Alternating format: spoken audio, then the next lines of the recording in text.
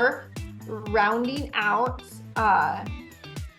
like literally just over a month inside of the program, like over 31, your first 31 days. And so let's go ahead and hop on the scale and see how you guys did this week.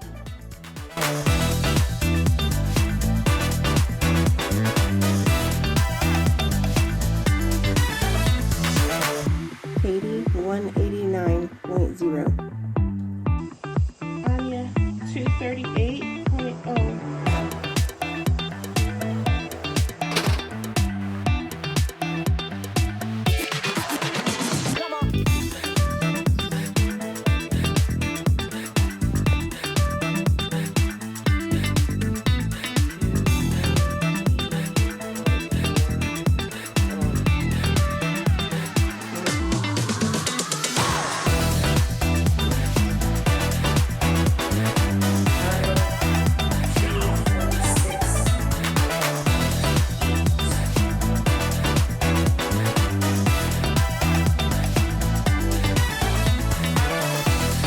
All right, we have some standings. In sixth place, down 7 pounds, 2.85%, Anya, our little pregnant mama.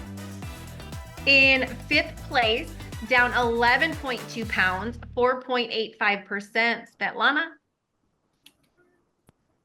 In fourth place, down 13.1 pounds, 4.99%, Carmen. In third place, down 17.5 pounds, 5.95%, Angela. That's awesome. In second place, down 14.8 pounds, 8.91%, Rosie. Check out these numbers. Check out these numbers. In first place, down 18.6%, 8.95%. So Rosie was 8.91. Katie is 8.95, 0.04% apart. First place, she took it back. Miss Katie, good job. Congratulations. And so Katie has also hit a new decade this week. She is in the 180s. Like, I know she's got her earrings on, her makeup on, like she's feeling herself tonight. Anyway, amazing, awesome job. And so this week, one of the things that we're going to dive into, that we're really going to focus on, is getting past the past. Because there is a difference between ignoring the past, hiding the past, and getting past the past. And unfortunately, when prior to being in weight loss and speaking and all of that, one of the things that I did is I was going to school to be a psychiatrist. I was abused as a child, molested, verbally abused, grew up in an abusive home. And I wanted to help kids who grew up in a situation like I did overcome a turbulent, rocky upbringing. And so I was going to school to be a psychiatrist, and I spent several years in school to do that, even interning at a, child psychiatry institute thingy. And so one of the things that we learn is that most people, their past is what keeps them stuck, because they constantly repeat the past, and it's because they never fully get over it. They never deal with it. They never process it and leave it there. And when you don't deal with it and you don't move past it, you are carrying a bunch of junk in your trunk with you everywhere, because you got an entire trunk full of junk. And we lug it around with us all the time. And it would kind of be like, okay, I want to give you this analogy. It would kind of be like, I want you to imagine you have a giant dog, and your dog's name is Rufus, and he's 100 pounds. Now I want you to imagine, what size craps does a 100-pound dog named Rufus make? Are they little craps or big craps? Big craps, right? So I want you to imagine Rufus comes in your living room, and Rufus takes a big old stinky, steamy crap right on your floor. Okay. And you were like, oh my gosh, Rufus crapped. We can't let anybody see this. Quick, cover it up with the rug. Now, if I cover it up with the rug, can we see it? Nope. Out of sight. But guess what? It still stinks. And so often, I know this seems really funny because you're like, well, Carmen, no one would ever do that. Like, no one's going to cover up steaming caca with a rug, but this is what we do in our life. We have these things that happen to us. We have these things that, and we just cover them up. We don't deal with them. We like to try to say we forgot about them. We don't think about them, but it's definitely not true. This is why most people end up repeating, going around the same mountain over and over and over again because they haven't dealt with this stuff. And what I will tell you is whatever we keep in darkness, whatever we don't talk about, whatever we try to hide, controls us. It controls us. And whenever we take light and we shine it in there and we don't give that caca a place to live, that is where freedom comes from. Freedom comes from dealing with the crap, not covering it up. Freedom comes from cleaning it out, not covering it up. And so when hurtful things are said and we don't deal with it, it doesn't go away. I would bet everything in my bank account, all of them combined, that all of you, without exception, if we take a look at that list, some of them happened more than a decade ago. But when's the last time you replayed it in your brain? I promise you, there are things in your life, struggles you have, obstacles you have, self-sabotage that you have that are directly linked to the things that are on your paper. And it takes a very strong person to be able to go through this. Why? Because someone who's weak doesn't want to deal with it. They don't want to face it. They don't want to shine light. They want to just ignore and pretend that it didn't happen. But when in your life has that ever worked? Like, it doesn't work long term at all. It creates problems later. If you cover enough piles of crap up in your house, what eventually happens? The house stinks. It gets condemned. It gets closed down. It gets bugs. It gets like, it becomes uninhabitable after so long. And so tonight, my prayer all day has been, Lord, give them the courage, make them brave, make them brave. So tonight is about you taking your power back from all these things that have stopped you, all the words that are spoken over you. Because listen, we have this thing, our mind, right? And we've got to protect our mind because your mind is a fertile garden and words are seed. Words are seed. And there's voluntary seed and involuntary seed. So involuntary seed could be the person in 5th grade who was like, said to me getting off the bus, hey, Uten Heifer. Uten Hove was my last name. And the girls would call me Uten Heifer,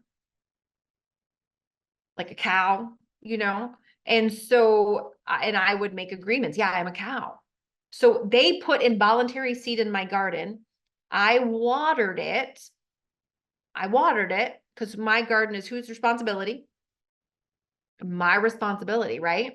And then and then I would say negative things and other people would say negative things. And I would have all these seeds that didn't line up with who I wanted to be, but here I was watering them. And so when people speak stuff, so people are, whenever someone's talking, it's literally like they're shooting seeds out of their mouth into your garden. When you are talking, you are shooting seeds out of your mouth into your garden. And you've literally got to have right next to your garden, your watering can and your Roundup can.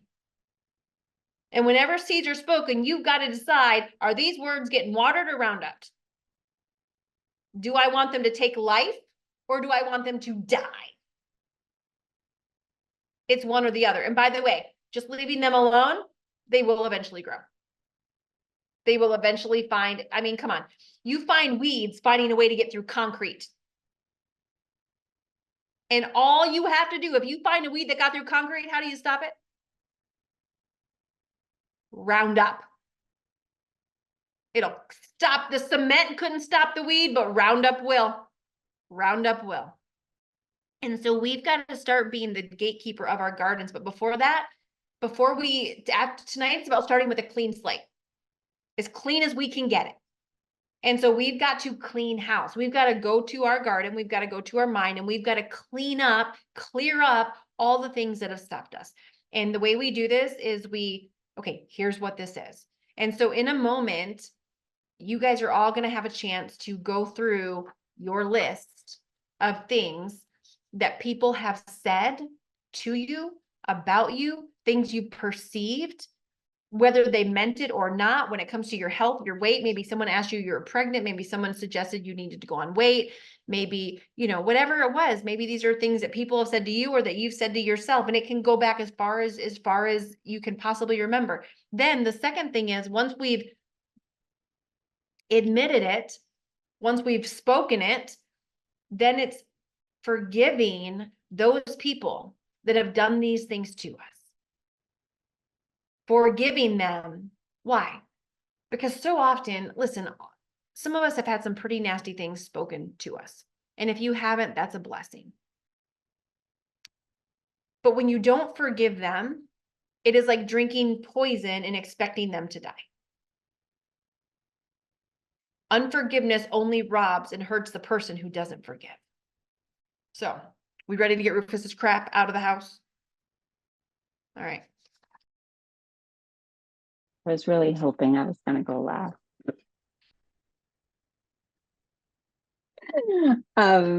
Okay, so some of the words that I wrote down are things that were said to me by like my mom, my sister, my in-laws, all the things like, are you going to eat that? Your back doesn't hurt being so heavy. How much weight have you gained? Are you going to be able to lose weight again? You have such a pretty face. I always hated that. Like, oh my God, your face is so pretty. I'm like, what? My body isn't. So that was one of like that when people say that to me, it was kind of like a trigger. Your cheeks are so full. You used to be so fit. Oh my God, you've gained so much weight. Oh my God, you ruined your body. Does your husband say anything about your weight?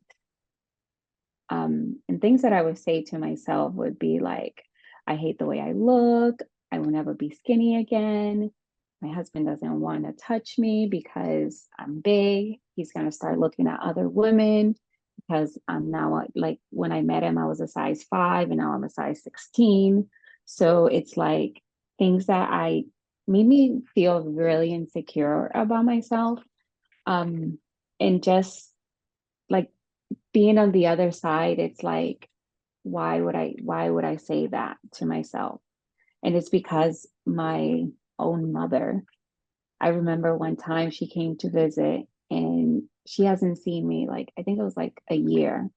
And like I literally came out of school and she was waiting for me in the house.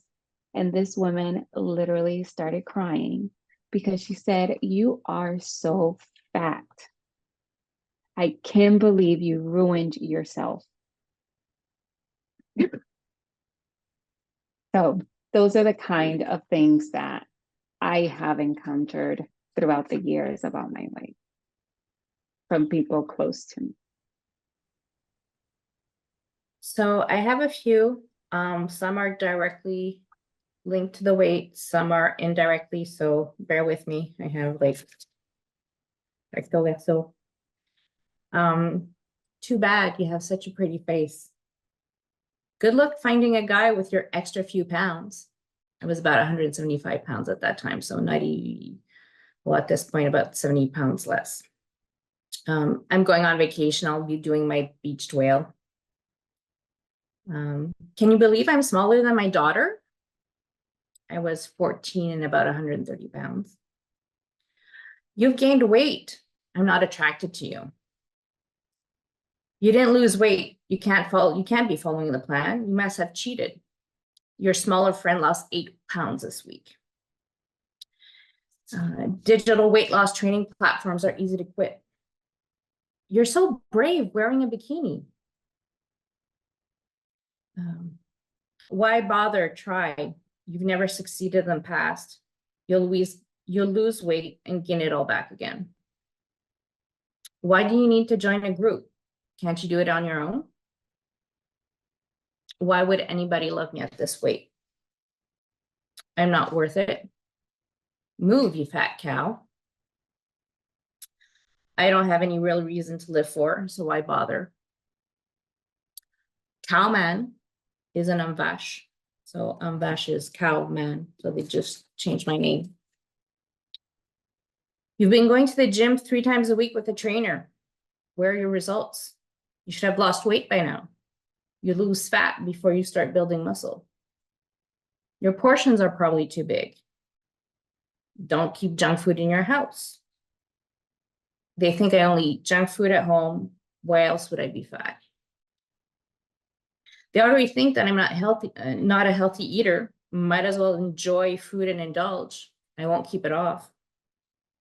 You should have the healthy snacks on hand. Oh, you must be a mesomorph. You should try this or try this. Have you tried this? Have you tried whichever other diet?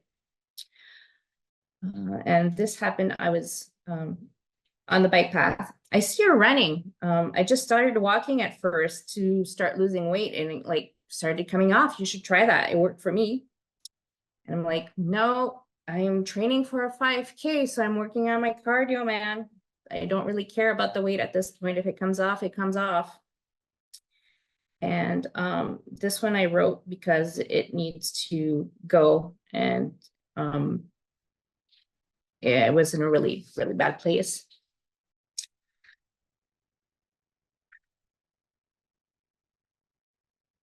I was taking a bath and I thought, if I were to slit my wrists, how long would it take for somebody to find me or notice that it was gone?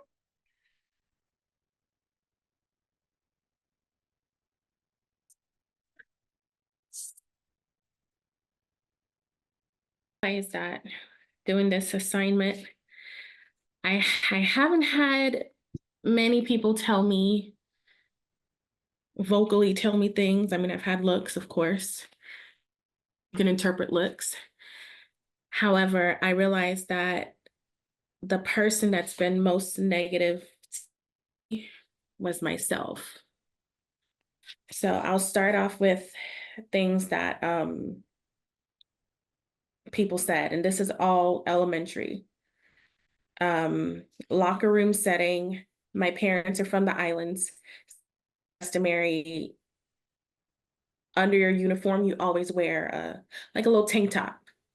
So, I mean, I even do it with my kids. You just wear a little tank top under your shirt. So, you know, PE, girls' locker room, everyone's changing. I'm always clothed. All the other girls are always, you know, in their little, I mean, this is elementary school, late elementary, so everybody's kind of coming into their own. So they're wearing, you know, their little bras and stuff. And I have on my undershirt, and a friend of mine who I considered a friend, and even after that, my feelings was hurt, and I was still laughing with them and hanging out with them because, you know, I couldn't just distance myself and just be by myself. She's like, why do you always have an undershirt?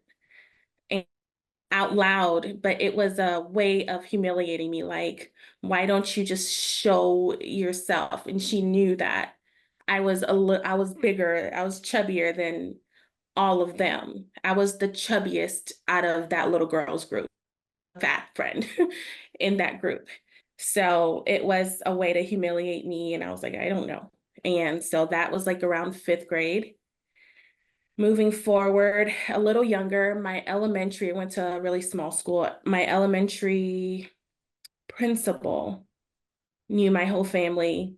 And just one day, out of the blue, I was snacking on something and she tells me, you're the biggest person in your family.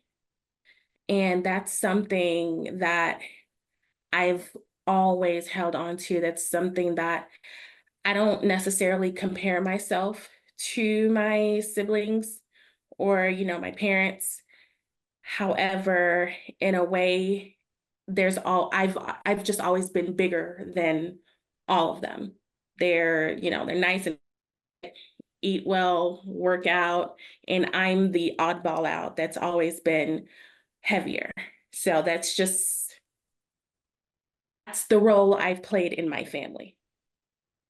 that. And another, it's probably like sixth, seventh grade. They were doing track tryouts, and I wanted to try out because I wanted to run track. And one of the girls told me that I was too to try out. So I didn't try out. And I always wondered that, what if I had tried out, would that been my golden ticket to losing weight as a kid? And or I don't even think about, oh, would I have had fun? It's more like, would that be my ticket to losing weight as a kid? So so that there. As an adult, I've been to many gyms, group classes, all of that, working out really hard and on and off, of course. And as an adult, I think this is probably one of the no, there's two things. They asked me, am I still going to the gym? Because I didn't look any different than I did when I started. And there's a close family friend who asked me, why don't I just get weight loss surgery? And this was about 2 years ago, which I was 20 pounds lighter than I am today. And I mean, it never even crossed my mind because it just never did. I've never had surgery on anything. I barely get cuts or scrapes. I'm a very safe person. And so that really and I'm like, oh wow, I didn't know that, that was an avenue of weight loss for me. It never crossed my mind. So that's what people have said to me. And I've convinced myself, I tell myself that I'm a homebody. And I like to go out. I would love to go out. However, when I go out, the first thing on my mind is what I look like. And for the longest, I didn't dress my age or the way I'd like to look because I just wasn't comfortable in my skin. I've um I'm fairly new to Houston, to Texas, and so I've encountered people and I've pushed all of them away because they want to go out, and to go out, you gotta look good. And I'm not in a place to where I felt like I looked good. I didn't feel good. I'd rather be home with my people and rather than being out. So I've convinced myself that, I've told myself that. And um another phrase I've heard a lot is, your hair is beautiful. And in my culture, hair is very big. It's a really big thing in my culture. So it's not, oh, you're beautiful. It's never been you're beautiful. It's your hair is beautiful. And that's where it always ended. So I always knew I could hide behind my hair in a sense. So my hair became very important to me as I got older, because I knew that if anything, my hair could be beautiful. And another hard one, this is my last one. This has been hard to say because I've never said it out loud, but I think it and I've thought it in the past for sure. And I don't know what my husband sees in me. That's the hardest one. He's an amazing person. He's never made me feel any type of way other than beautiful. He tells me I'm beautiful every day, calls me beautiful. He pumps me up. He's my biggest cheerleader. But I know I'm not who I want to be for him. And that's hard. And then I also feel like I may embarrass my kids by being like this and by continuing to be like this. And that's it. So when we first did this, I literally could only think of the one thing because it was so life-changing for me. So I went to school at a performing arts high school. I was a dance major, and I went in 7th grade, but I went a year early, so I was super young and naive until I got there. So in the dance world, we're just all tights and leotards all day, every day. So although this is the one specific thing I remember, I know I was just in that atmosphere. We were always judging each other and, checking each other out. And, so anyway, my teachers called me into a meeting. I was like 14, and they were just talking about whatever. And then they said, one of them said, "You would be such a beautiful dancer if you would just lose 10 to 15 pounds." And I had been to the doctor not too far before that, and they told me I was already 15 pounds underweight. So I thought, okay, well, I'll fix that. And that launched me into a couple of years of anorexia and eating disorder. Just could never get skinny enough. And as skinny as I ever was, I always had a little pooch. That's just how it was. And just hated myself for that I couldn't achieve that ballerina ideal. And something I've said recently about myself is I just look like a kidney bean, and laughing, but, really making fun of myself instead of honoring who I am and where I am right now. And then also, so I was a teenager and I was an apprentice with a dance company, and I had ended up getting pregnant. I was 17, and it was by one of the dancers who was much older than me, and I ended up getting an abortion. So I had those. I was maybe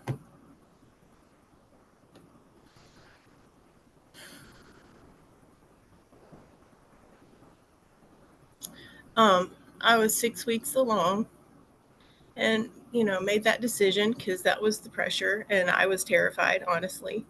And so 2 weeks after that, they tell you take off a week, whatever. I couldn't do that because I couldn't hide the fact what I had just done.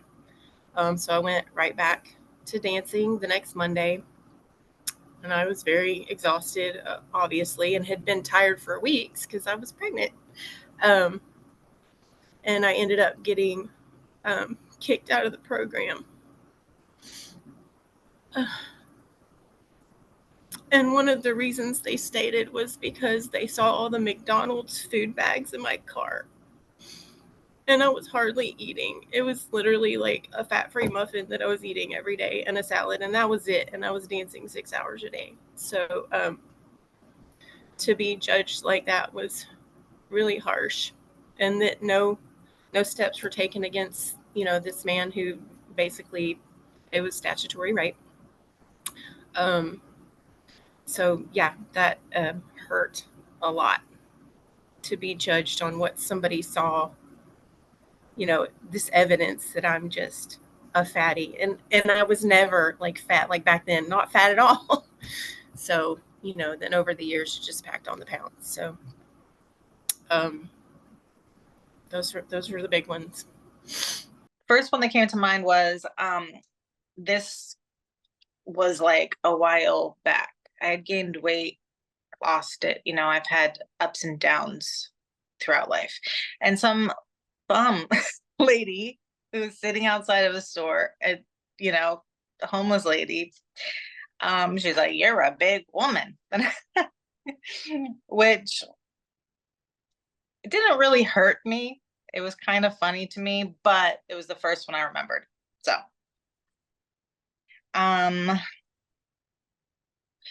okay, the next one is actually the opposite of being big, but it still bothered me. So, my sisters and I all have always had big butts in a good way, usually, not right now.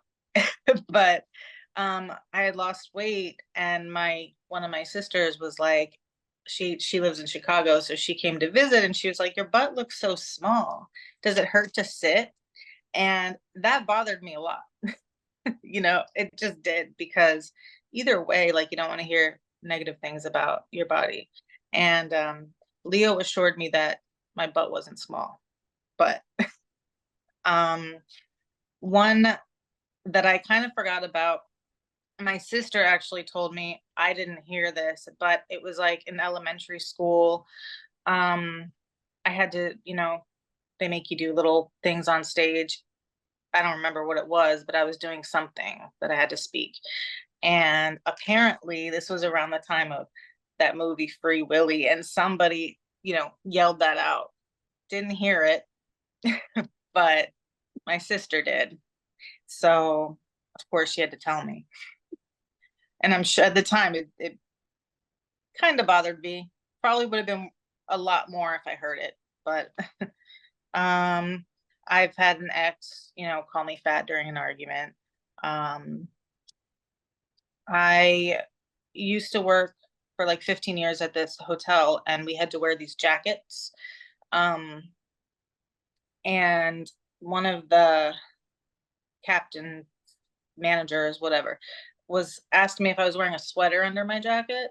And mind you, you know, it was like 110 pounds less than I am now.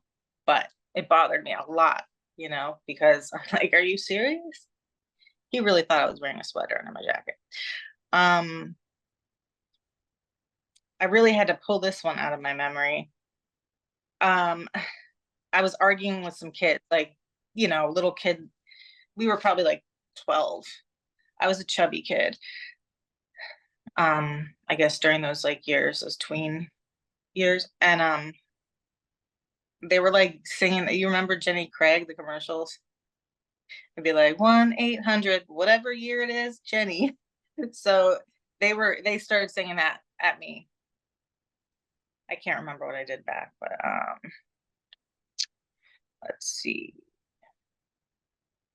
There's this guy at work that is very judgmental on women's weight. I had been gone for a while, came back, and because I had moved. So it was like a year or two. And he made sure to let me know I'd gained weight. A professor that I had in college who I respected and liked a lot saw a picture of me in the past. Again, I was like 100 pounds lighter than I am now, or more. And he asked me, he said, unhappy people gain weight, so why are you unhappy? Let's see. My landlord told me he was Chinese, so he's like, you know, they can be very forward about things like that. He told me, you're a pretty girl, why you gain weight? One thing, I don't know how I only just remember this, but all kids have like little chubby fingers. My mom, who is a great person, she meant nothing by it. She probably thought it was cute, but she would call my fingers sausages and be like, sausages. It was a totally loving thing, but I had a freaking, and probably still do, like I always felt like my hands and fingers were huge. Always. Somebody told me, you're not fat, you're just wide. My sister and I were visiting a friend in New York, and we went to his friend's house for a game, and or a fight or something. And later the friend called me the fat one, and I was not fat at all. But my sister is a lot shorter, more petite than me, and I was wearing a big coat. But I was like, it bothered me though. Leo's mom, after having Gia, called me Big Mama. Let's see. And what did I write? My handwriting. Oh, a really good friend of mine, probably tired of hearing me complain about my arms. I always hated them, and he responded with, yeah, they're pretty massive. I was like, okay, I'll never complain about them again out loud to you. I'm a lot worse to myself than other people have been to me. Just in the weight category. I'm pretty good to myself in pretty much every other way, but I'm really hard on myself about this, and have been many times in my life. So disgusting, definitely have said that many times. Probably today, like it's a bad habit. Fat ass, not the good booty, just in general. I'm huge. I asked Leo because I'm like, I know I complain about this, so tell me something. And he said that I've told him, I don't know how you're attracted to me now. And he doesn't do anything to make me. In fact, when I got bigger, he almost seemed more attracted. I guess he's an angel. I don't know. He's being sweet, but Yeah. personally, couldn't understand. Sorry, this is taking forever. I'm gross. Make jokes about the dresses, calling them parachutes. When I was a little kid, I used to pray that God would make me skinny. Because like everyone around me where I live, there's a lot of Spanish people. And I'm 5'7". I'm which isn't that tall, but when you're around people who are all like 5'1", you feel huge. Okay. And they're, so small. So I lost my place. So yeah, I used to pray. I used to feel so big, and I was just a little chubby. But then being fat makes me ugly, I've said. Why bother? I don't look good in anything. I've not wanted to go places, not wanted to do things, will not buy clothes still, because I'm like, I don't accept it, but it also holds me back. It holds me back for work. It holds me back in life. And I used to call myself Amazon woman because I'm like the tallest. I'm the youngest and the tallest sister. My mom's like 5'2", so I just always felt so big. So I think a lot of it came from just feeling so big. And sorry that took so long. I thought my list was short. Alrighty. So I tried to kind of make this in chronological order, but the first thing that I can remember, it was very odd in my brain because it was said in Russian, and so I didn't understand what it means, but after like you understand what it means, it's like, seriously, like come on, people. And it's a good reminder not to talk to kids like this, but um it it says "Ты так поправилась," but it means like literal translation into English is, oh, you got better, but it's pretty much you got fatter.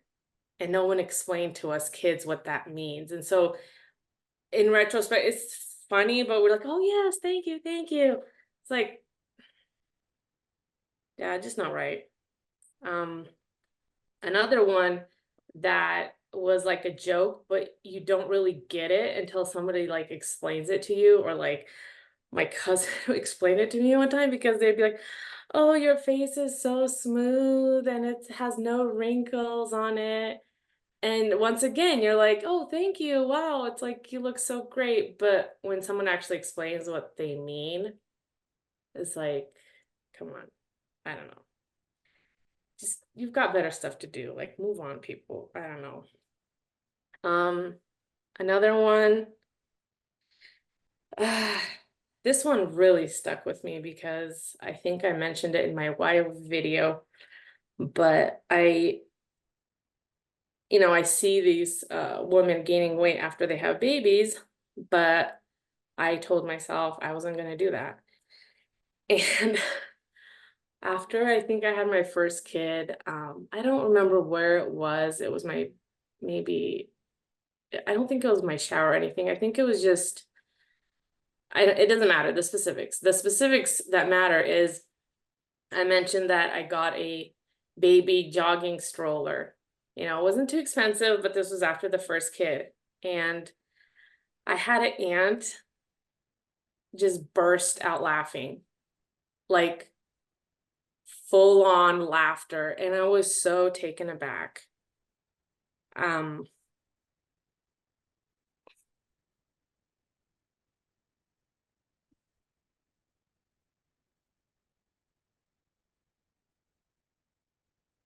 why would you laugh? I don't know why she laughed so hard. She was like, oh, you think you're gonna like lose this weight after have your baby. And I was just like so stunned. She's like, no, you're not gonna lose the weight. You're just gonna get pregnant again. Which, ironically enough, is what happened. But I'm not sure why it was so funny to this day. I still got my stroller. I still went jogging, but once again, another person said, like, oh, I never thought you'd gain weight after you had your baby. I mean, you're a runner, right? Like, you work out, you're so good. Come on, let's get running and let's start losing this weight. Well, I was already in my first trimester. So I didn't really know how to respond to that.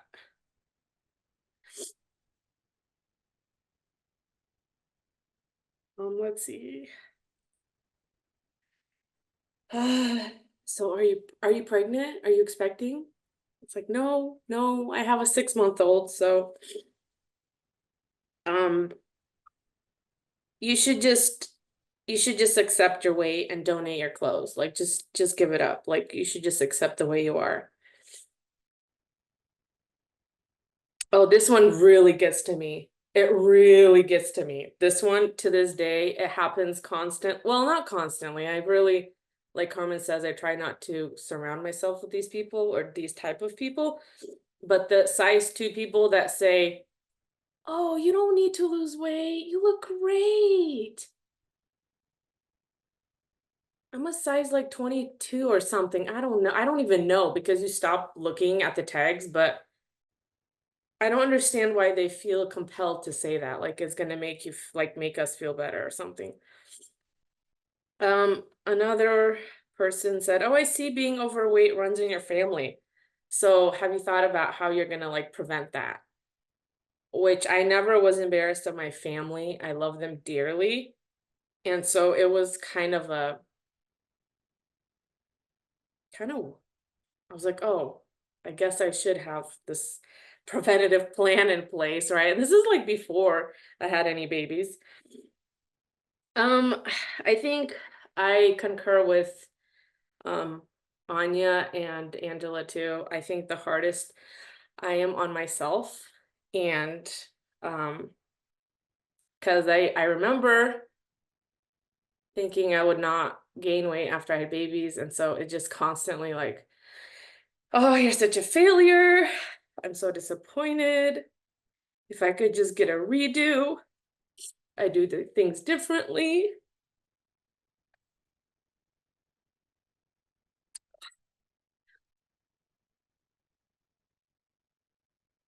And there is always like a part of you that, I mean, it sounds weird to say it, but like you feel sorry for your husband because mine is the same. He tells me he looks beautiful. I look beautiful like all the time. He tells me he loves me. And I just say, oh no, I don't, you can't possibly, like, I'll say things like, no, I'm not beautiful. Like, no, it's okay. You don't have to make me feel better. Like, and I'll constantly say that to him. I don't know if they don't understand, but I just trying not to do that and trying to just say, thank you, Alex. And I don't think they feel sorry for themselves, but I do. I'm like, I don't think you bargained to get married and, have your gorgeous wife turn into moi. So that needs to change. I think I'm done. Behalf of family, friends, strangers, women that you didn't know, men that you didn't know, family that you did know, for making you feel that you were less beautiful, that you were less than, that you were just a pretty face. On behalf of yourself, for making you feel that you weren't good enough, that you didn't measure up because of your weight, I ask that you forgive me for being insensitive, for being ignorant, and for making you feel that you had to strive for approval and for love. So please forgive me. I was completely wrong. I forgive you. You owe me nothing. Yes, I forgive you and I release you. I forgive you and I bless you. I forgive you, I bless you, I release you, and you owe me nothing. Forgive you, I release you, bless you, and I forgot the other one, but completely forgive you. I forgive you and I bless you, and you owe me nothing.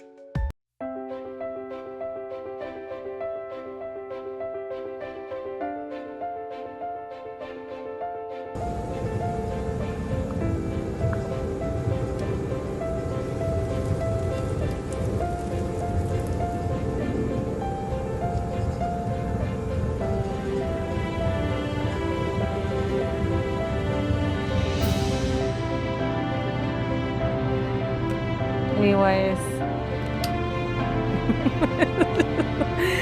Oh, no wonder you guys all crunch it up into a ball. I'm like, ooh, I want to just have it all burn, you know, and I will do my best to no longer let other people put me down.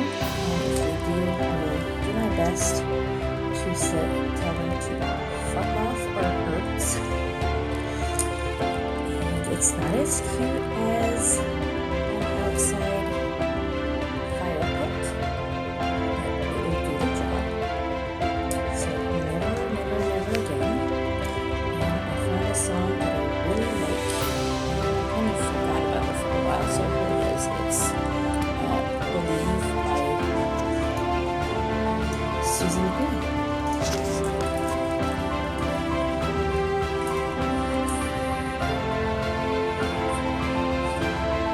alright, this is my burning of all the nonsense and things I do not accept anymore. Doing it in the pit. The fire pit is for the mom. Getting our 4th of July started early.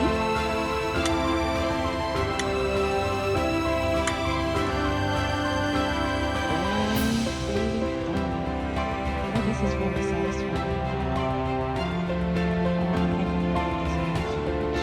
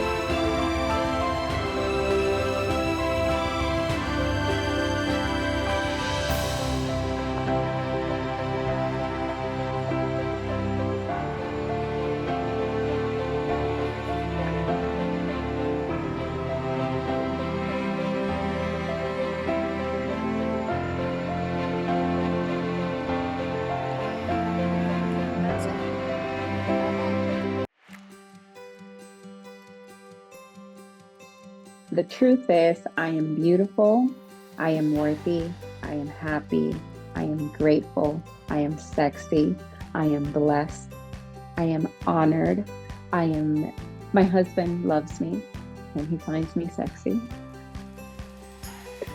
And I am happy of the woman I am becoming.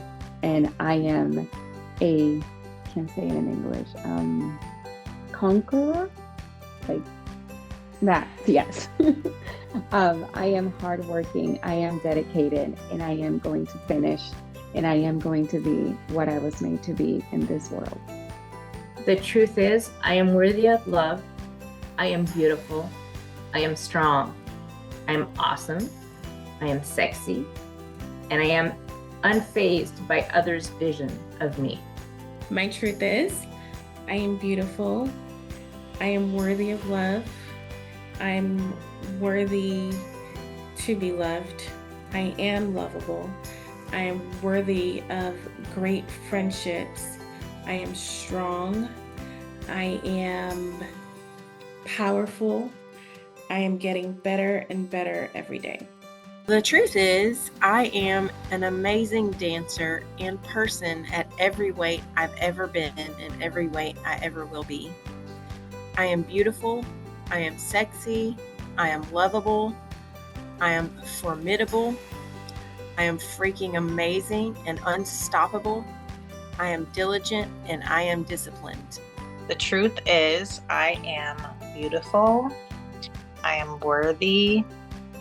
I am strong. I am awesome. I'm a badass. I'm worth going out in clothes for. And I'm the best. The truth is, I am beautiful. I am lovable. I am healthy. I am capable of losing this weight. I am capable of staying fit. I am happy. I am blessed. I am victorious. I am worthy. And like Carmen said, I am unfazed of others' opinions of me. I wanted to say that also.